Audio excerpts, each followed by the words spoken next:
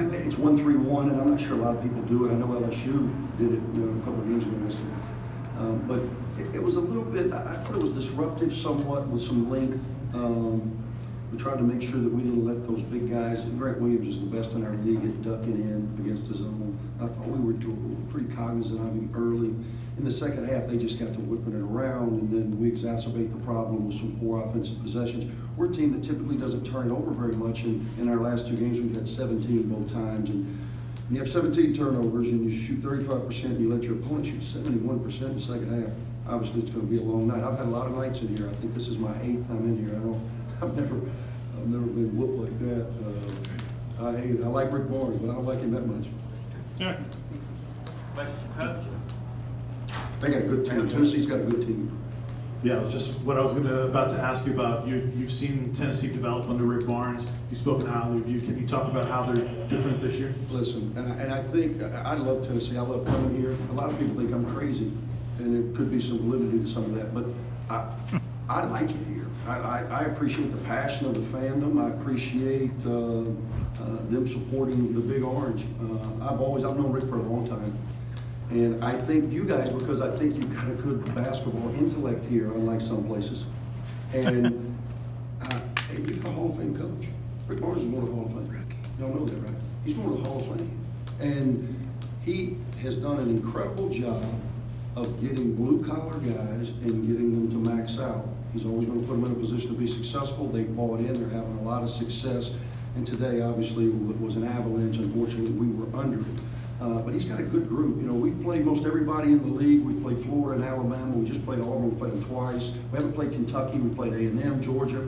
And they've got an opportunity. I don't know what the remainder of their schedule looks like. I know they have to come back to Oxford in a few weeks, but they've got an opportunity to make a real run. They've got all the pieces. It looked like y'all made a couple lineup changes tonight. What was the reason? We may lead the nation in lineup changes. And a lot of that is simply because we do not really have a base 5. We've got 2 or 3 guys that we're dependent upon to perform at a high level, and tonight that was not the case. And then front court, we're just mixing and matching. A lot of it depends on who is playing well. Bruce Stevens is our best low post player.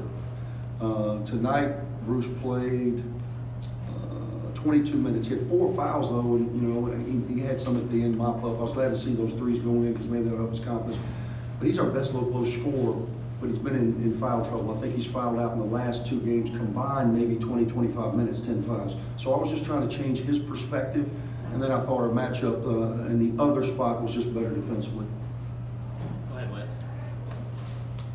And I know that there might be just a tiny bit of separation when you look at the league standings toward the top, but it seems like everywhere else in the league is it's just a grind. Is this about as tough as you've seen the leagues? Yeah, this is year 12 for me, and top to bottom, it's as good as the league's ever been. I think there's no question that I think the most bids the SEC's ever gotten is 6. That's going to get shattered, I think the fact that winning the SEC Big 12 Challenge, I think brought some validity and fuel to the fire. That's how good the league is.